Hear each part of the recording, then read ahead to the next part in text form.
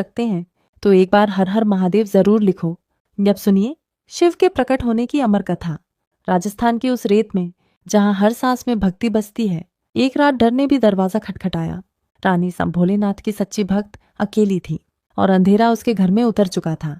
उसकी चीखें इंसानों तक नहीं पहुंची पर शिव तक पहुंची। जब पाप ने हद पार की तब आस्था ने रूप लिया। त्रिशूल उठा और अन्याय जला। वो रात सिर्फ डर की नहीं थी, वो रात थी शिव के प्रकट होने की। खंडिक, गांव की हवा और रानी की भक्ति। राजस्थान की धूल में सुबह की हल्की ठंडी हवा सरसराती थी। रेतीले रास्तों के बीच बसा छोटा सा गांव, मिट्टी के घर, बूढ़े पीपल के पेड़ और एक कम ऊंचा पर पवित्र शिव मंदिर। उसी मंदिर के ठीक पीछे एक सादे घर में रानी रहती थी। रानी की उम्र 23 वर्ष थी। आंखों में सादगी, दिल में विश्वास और हाथों में रोज की घरेलू जिम्मेदारियां। उसके माता पिता मजदूरी करते थे और वे दिन भर के काम के लिए अक्सर बाजार चले जाते। रानी सुबह शीशे के छोटे से बर्तन में जल भरकर शिवलिंग पर अर्पित करती। वह किसी तरह की दिखावे की पूजा नहीं करती थी। उसकी भक्ति में अपनापन था, एक सच्ची प्रार्थना। गांव वाले उसे भक्त रानी कहते क्योंकि मुश्किल समय में भी वह हमेशा शांत रहती और दूसरों की मदद करती। घर में छोटे छोटे काम, गाय भैंस का ख्याल और माता पिता के लौटने तक घर संभालना उसकी जिम्मेदारी थी। उस दिन भी रानी ने पूजा के बाद घर के सामने सूखी मिट्टी पर झाड़ू लगाई, चूल्हे पर रोटी सेंकी और माता पिता के लिए 2 पराठे लपेटे। घर के बाहर मैदान में हल्की रौनक थी। बच्चे खेल रहे थे और 2-4 महिलाएं पास के कुएं से पानी लाकर संतोष से बातें कर रही थीं। रानी ने सोचा, आज माँ पिताजी जल्दी आएंगे, पर बाजार की जरूरतें और औरतों के काम की वजह से वे अक्सर देर कर देते थे। रानी का मन पूजा के बाद भी एक अजीब सी बेचैनी से भरा रहता। यह बेचैनी था उसी पर निर्भरता की जिस पर उसने अपना जीवन समर्पित कर रखा था। शिव की करुणा और उसकी रक्षा पर भरोसा। गांव वालों की बातें, पुराने किस्से और मंदिर की घंटियों की गूंज, सब कुछ रानी को इस काबिल बनाते कि वह किसी भी आपदा में भी थर्राए नहीं। पर किसे पता था कि आने वाली शाम में गांव की सद्दचकें एक तूफान की तरह बदल जाएंगी और रानी के विश्वास की परीक्षा होने वाली थी। रात के पहले पहर तक सब सामान्य था। रानी ने घर की खिड़कियां बांध लीं, पर दिल में भय की एक हल्की कंपी थी। वह बेफुराद नहीं थी, बस आभास था। उसने फिर से शिवलिंग के सामने मुद्रा बनाकर प्रण किया, हे भोलेनाथ मेरी रक्षा करियो। उसकी आवाज शांत थी पर उसकी आंखों में नम थी। यही नम आंखें उस दिन रानी के साहस और भगवान के चमत्कार का बीज बनेंगी। खंड 2, माता पिता का बाजार और एक अनपेक्षित संकट। सुबह निकले तो दोनों माता पिता ने कहा कि शाम तक घर पहुंच जाएंगे। काम बड़ा था और बाजार भी भीड़भाड़ वाला। जरूरी सामान, बीज, राशन सब लेना था। रानी ने उन्हें जोर से पकड़ा और कहा, धीरे चलिए, जल्दी मत करिए। माँ ने प्यार से थप्पड़ मारा और बोली, लौटते समय चाय पिला देना। वे मुस्कुराकर चले गए।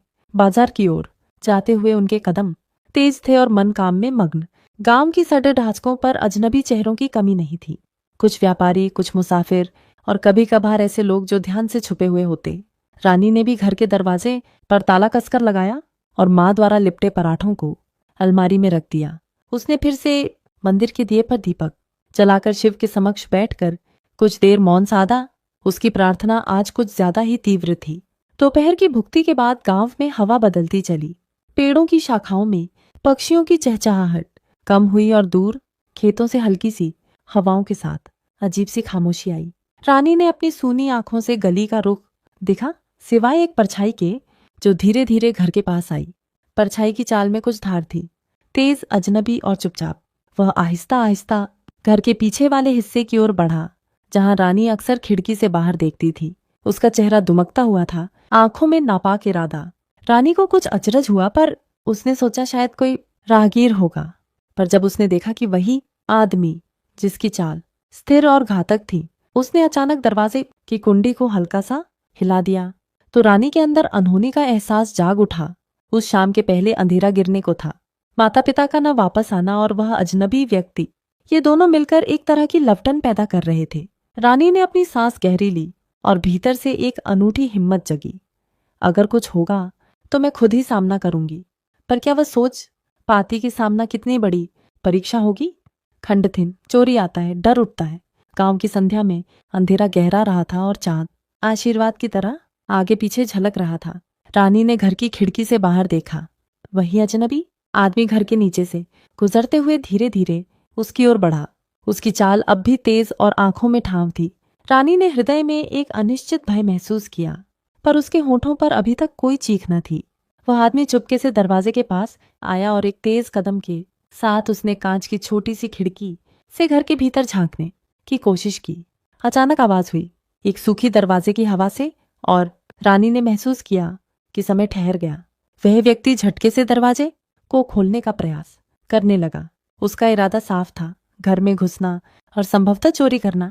रानी ने अंदर से ताला कसते हुए सोचा कि यह सब कैसे संभव हुआ। उसके हाथ कांप रहे थे, पर उसने दरवाजा धीरे धीरे बंद किया और पीछे एक बांस की टिकिया पकड़ ली। क्या पता कुछ काम आ जाए। वह किसी को आवाज देने नहीं चाहती थी। माता पिता लौटे पर शोर शराबा हुआ तो वे और भी खतरनाक स्थिति में आ जाते। पर ठग ने खिड़की पर उंगलियां गड्ढमड करके ताला खोलने की कोशिश तेज कर दी। अंधेरा घना था, पर उस घनघोर अंधेरे में भी रानी के मन की रोशनी जल रही थी। उसने शिव की प्रतिमा के सामने फिर से प्रण लिया और अंदर से पूरी ताकत से कहा, हे भोलेनाथ बचा लो। उसी समय दरवाजे पर जोर का ठोकर पड़ा और घर के भीतर उथल पुथल मची। कोई चुपके से अंदर आने की कोशिश कर रहा था। ठग ने धीरे धीरे दरवाजा तोड़ने की कोशिश की और रानी के उस सवाल ने उसे कांपने पर मजबूर कर दिया।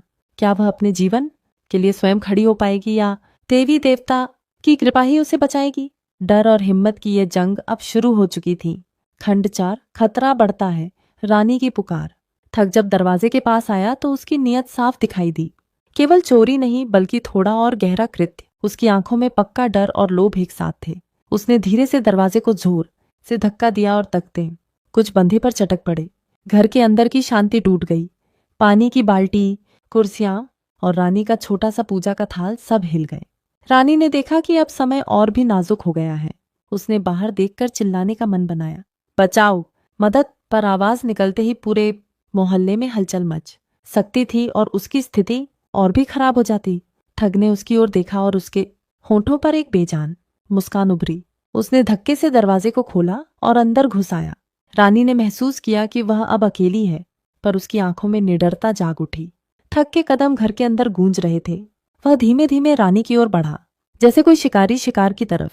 रानी के हाथ में जो टिकिया थी वह अब एक तपस्वी अस्त्र बन गई, पर ठग ने उसे छीनने की कोशिश भी की। अचानक उसने हाथ बढ़ाकर रानी पर हाथ रख दिया। इरादा स्पष्ट था। रानी ने सारी हिम्मत जोड़ी और जोर से चिल्लाई, पर आवाज थककर भीड़ में खो जाती। रानी ने मंदिर की ओर देखा। वहां शिवलिंग पर रखा दीप अभी भी जल रहा था। उसने अपने अंदर से एक बार और शक्ति मांगी और कहने लगी, हे महादेव, मैं तुम्हारी भक्त हूं, मेरी जान बचा दो। उसकी आवाज में मिला जुला भय और ईमानी जोर था। उसके होंठ कांप रहे थे, पर मन मजबूत था। ठग के पास अब धक्का देने के लिए कोई सहारा नहीं था, पर उसने अपनी नीयत बदलने से इनकार कर दिया। उसने रानी को डरा धमकाकर चुप कराने की कोशिश की, पर रानी की पुकार ने किसी अंदरूनी शक्ति को जगाया, न केवल भगवान के लिए बल्कि अपने आप के लिए भी। पल प्रतिपल समय धीमा हो गया और घर की दीवारें जैसे किसी बड़े फैसले की गवाह बन रही थीं। खंड 5, झगड़ा और रानी की तरह रंग हिम्मत। ठग ने रानी की बाजू पकड़ी। उसका इरादा अब और भी क्रूर दिखाई दिया। रानी ने टिकिया फेंक दी और ठग के हाथ से उसका संतुलन छीन लिया। एक तेज झटका हुआ और दोनों के बीच एक शारीरिक झगड़ा छिड़ गया। ठग ने जोर से रानी को पकड़ने की कोशिश की, पर रानी ने अपने पैरों से जमीन को पकड़ लिया और चतुराई से उसकी नजर से हटते हुए पीछे की ओर धकेला। घर की एक पुरानी कुर्सी अचानक टूट पड़ी और ठग का संतुलन बिगड़ गया। यह समय रानी के लिए निर्णायक था। या तो वह चुपचाप डरकर सब खो देगी या लड़ते हुए अपने अस्तित्व के लिए संघर्ष करेगी। उसने अपने भीतर की आवाज सुनकर ठग के चेहरे पर जोर से थप्पड़ मार दिया। यह थप्पड़ किसी क्रोध की नहीं, बल्कि जीवन के लिए आखिरी करारी पुकार थी। ठग को गुस्सा आया और उसने रानी के बाल पकड़ने की कोशिश की, पर रानी ने अपने हाथों से उसकी उंगलियों को घेर कर दबा दिया और अलग होने की कोशिश की। दोनों के बीच जद्दोजहद बड़ी तेजी से बढ़ी। घर के कोनों में पड़े बर्तन बिखर गए और मंदिर की घंटी की छोटी सी झंकार भी गूंज उठी। रानी के भीतर कुछ टूटता हुआ सा नहीं, किंतु एक अदम्य चेतना जाग उठी। वह सोच रही थी कि अगर वह अब हार मान ले तो माता पिता की सारी मेहनत व्यर्थ हो जाएगी। उसकी आंखों में आंसू आने लगे, पर उनसे भी तेज उसकी हिम्मत की चमक थी। उसने अपने अंदर की सारी ताकत एक गरज के रूप में ठग पर निकाली और एक एक अंग में प्रहार करके उसे धीरे धीरे पीछे धकेला। ठग, जो पहले ताकतवर लगा, अब थकता दिखने लगा। रानी की हर चाल में उसकी पूजा की सच्चाई की झलक मिलती। वह शिव की शरण में थी और उसकी रक्षा का आभास कर रही थी। पर कहानी अभी खत्म नहीं हुई थी। ठग अब और भी खतरनाक हो चला था और उसने आखिरी बार जोर लगाकर कुछ ऐसा करने की ठानी जो रानी की अस्मिता को चुनौती दे सके। खंड 6, प्रार्थना की गूंज और एक अकल्पनीय प्रकाश। जैसे ही संघर्ष तीव्र हुआ, रानी ने अपनी आखिरी उम्मीद, अपनी भक्ति को बुलाया। उसने जोर से माथा झुकाया और शिव का नाम जपना शुरू किया। उसका मन कठिन से कठिन पीड़ा में भी ईमानदार था। ओम नमः शिवाय, उसकी आवाज टूटती हुई पर अडिग। रंगहीन रात में उसकी उस आवाज ने एक अजीब सा आह्वान किया, मानो किसी बड़े स्वर की पुकार। ठग ने एक आखिरी कोशिश की कि वह रानी को चुप करा दे, पर अचानक घर के ऊपर से एक हल्का सा प्रकाश पड़ा। पहली बार लगा जैसे किसी पर्वत के ऊपर के देवता ने देखा हो। प्रकाश धीरे धीरे तीव्र हुआ और वही मंदिर जहां रानी रोज आराधना करती थी, वहां से एक दिव्य चमक निकलने लगी। वह चमक इतनी तेज थी कि अंधेरा पल भर में टूटने लगा। रानी ने देखा कि प्रकाश का केंद्र मंदिर से उठकर सीधे उसके घर की ओर बढ़ रहा है। प्रकाश के साथ हवा में एक गरज भी थी, जैसे शंख और ढोल की आवाजें एक साथ गूंज रही हों। ठग की आंखों में अजीब सी दहशत उभरी। उसकी गर्दन पर सिहरन सी दौड़ गई। उसकी हर चाल अब अटकने लगी, मानो कोई अदृश्य शक्ति उसके जूते पकड़कर खींच रही हो। और फिर वह आया, एक धुआंधार पारदर्शी आकृति जो धीरे धीरे ठोस रूप में बदलती गई। दिशा बदलकर आते हुए उसने अपना त्रिशूल उठाया। उसका चेहरा न तो पूरी तरह इंसान जैसा था, न पूरी तरह किसी कल्पना का, पर उसकी आंखों में करुणा और न्याय दोनों की आग झलक रही थी। रानी ने गर्दन झुकाई और अपने माथे पर हाथ रखा। उसकी भक्ति अब प्रत्यक्ष रूप में परिणाम दे रही थी।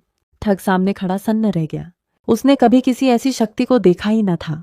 त्रिशूल की चमक में वह ठंडा पड़ गया और धीरे धीरे पीछे हटने लगा। वह आकृति, शिव का रूप, ने रानी की ओर देखा और एक तेज पर शांत आवाज निकली, धर्म की रक्षा करूंगा। उस आवाज में अंतर्मन की शांति और न्याय की हिंडोला दोनों थे। रानी के हृदय में एक तरह की शांति आई। डर गायब हुआ। उसने महसूस किया कि उसकी पुकार सुन ली गई थी और अब जो भी होगा वह सही और न्यायपूर्ण होगा। खंड 7, शिव के आशीर्वाद से उल्टा पलटाव। शिव की आकृति ने त्रिशूल को जमीन में गाड़कर गहरी आवाज निकाली। जैसे जैसे त्रिशूल जमीन में गहरा होता गया, जमीन में हल्की सी कंपन हुई और ठग के पैर कमजोर पड़ने लगे। उसने अब तक जो क्रूर इरादे पाल रखे थे, वे सब अब उसके सामने नीच लगने लगे। शिव ने धीरे धीरे कदम बढ़ाया और ठग की ओर देखा। उसकी दृष्टि में कोई कोमलता थी, पर वही कोमलता निर्णायक भी थी। ठग ने अपनी पापी हरकतों पर पछतावा दिखाने की किसी भी तरह की कोई हिम्मत न पाई। उसकी जुबान जैसे कुंधी हुई और वह जमीन पर घुटने टेक कर रह गया। परंतु उसकी नीयत इतनी कमजोर न थी कि वह अब तुरंत पश्चाताप कर सके। शिव ने ठग को सख्ती से देखा और कहा, यह स्थान पवित्र है, यहाँ मासूमों पर अत्याचार सहन नहीं किया जाएगा। उसकी आवाज इतनी गंभीर थी कि ठग का मन कांप उठा। उसने अपने की पर शर्म महसूस की और धीरे धीरे कहा, आमेर, मुझे माफ कर दीजिए। पर उसकी माफी इतनी झूठी लगी कि शिव ने सिर हिलाया और त्रिशूल की एक हल्की सी झलक से उसे चेतावनी दी। पर शिव ने केवल दंड नहीं दिया, उसने पुरुषार्थ और सुधार का मार्ग भी दिखाया। उसने ठग को कहा, जाओ अपने कर्मों का हिसाब करो और पुनरुद्धार की राह पकड़ो। हाथ से जो भी जीवन तुम्हें मिलेगा उसे नेक कामों में लगाओ। ठग की आंखों में आंसू आए। उसने समझा कि उसे न सिर्फ डरा दिया गया, बल्कि उसे बदलने का अवसर भी दिया गया था। रानी ने पीछे खड़े खड़े सब देखा। उसके अंदर एक ऐसा विश्वास घर कर गया था कि अब वह कभी भी अकेली नहीं थी। शिव ने उससे हल्की मुस्कान में कहा, डर मत, मैं हमेशा तेरे साथ हूं। रानी ने अपने हाथ जोड़ दिए और धीरे धीरे अपने मन की सारी चिंता और भय को भगवान के समक्ष समर्पित कर दिया। गांव के बाकी लोग जो दूर से कुछ उठते घटते देख रहे थे, अब मंदिर की ओर इकट्ठा हो गए। उन्होंने देखा कि कैसे एक दिव्य शक्ति ने अन्याय का अंत कर दिया और साथ ही एक अवसर दिया कि कोई भी आत्मा बदल सकती है, बस मार्ग दिखाने वाली जरूरत होती है। खंड 8, बदलती नजरें और गांव की पुनर्स्थापना। ठग, जिसने पहले भय पैदा किया था, अब शर्मिंदगी के साथ गांव छोड़ने के लिए मजबूर हुआ। पर गांव वालों ने केवल उसे निलंबित नहीं किया, कुछ लोगों ने उसके बदलने के अवसर पर विचार किया। एक बूढ़े दादी ने कहा, किसी को पूरी तरह भुला देना भी सही नहीं, सुधार की राह दिखानी चाहिए। उस विचार ने सबका मन बदल दिया। रानी के माता पिता, जो बाजार से लौटे घर पहुंचकर हैरान रह गए। उन्होंने देखा कि घर सुरक्षित है, पर रानी के चेहरे पर एक अलग चमक थी। उन्होंने पूछा, क्या हुआ? पर रानी ने सब कुछ भगवान को समर्पित कर दिया और चुपचाप उन्हें मंदिर के पास ले गई। वहां पर शिव की मूर्ति के सामने उसने अपने माता पिता को सब कुछ बताया, कैसे डराया, कैसे उसने संघर्ष किया और कैसे भगवान ने आकर रक्षा की। गांव वालों ने मिलकर उस रात एक छोटी सी सभा की। उन्होंने ठग के लिए एक मार्ग निकाला। उसे गांव से बाहर भेजने की बजाय उसे समाज में सुधार के लिए स्थान देने का निर्णय लिया। ठग को शिक्षा और काम का एक छोटा सा अवसर दिया गया, खेतों में काम करने के लिए और गांव के बुजुर्गों के संरक्षण में। यह निर्णय सबके लिए नई उम्मीद लेकर आया। रानी का आत्मविश्वास भी बढ़ा। उसने महसूस किया कि भक्ति न केवल पूजा होती है, बल्कि कर्म और साहस भी होता है। गांव वालों ने मिलकर मंदिर के वातावरण को और पवित्र बनाने का निर्णय लिया। रातें अब और भी सुरक्षित रही और लोग एक दूसरे की रक्षा के लिए जागरूक हुए। शिव की कृपा ने गांव में केवल रानी की ही रक्षा नहीं की, बल्कि एक समाज को भी बदला। लोगों के दिलों में एक नई संवेदनशीलता आई और यह संवेदनशीलता ही आगे चलकर गांव की सबसे बड़ी ताकत बनी। खंड 9, भीतर की जीत और रानी का परिवर्तन।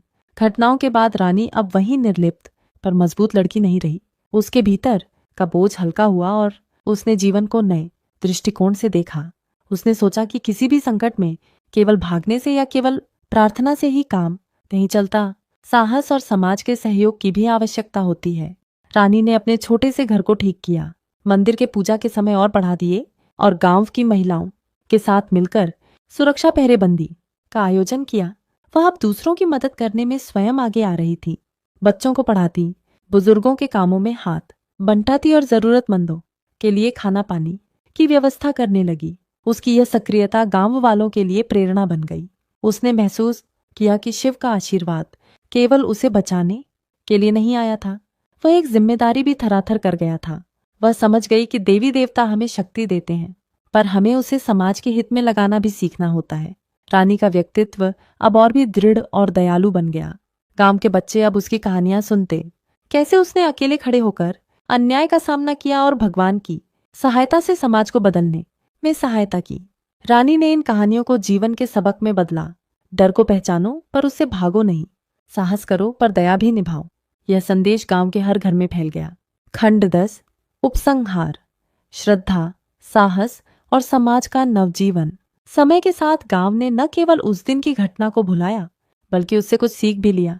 मंदिर के बाहर अब एक छोटा सा चौक बना दिया गया, जहां शाम को बच्चे खेलते और बुजुर्ग बैठकर बातें करते। रानी को गांव की नई संरक्षिका के रूप में सम्मान मिला, पर उसने इसे गर्व नहीं, जिम्मेदारी माना। ठग ने समय के साथ अपने कर्मों को बदला। उसने खेती सीखी, अपने कर्मों से इज्जत कमाई और गांव के लोगों के बीच एक सावधान पर ईमानदार आदमी बन गया। यह परिवर्तन केवल दंड की वजह से नहीं हुआ, बल्कि समाज के दया और मार्गदर्शन ने उसे बदल दिया। रानी के माता पिता ने उसकी हिम्मत को देखकर गर्व से कहा, बेटी तूने घर की इज्जत बचाई और गांव की आत्मा को भी।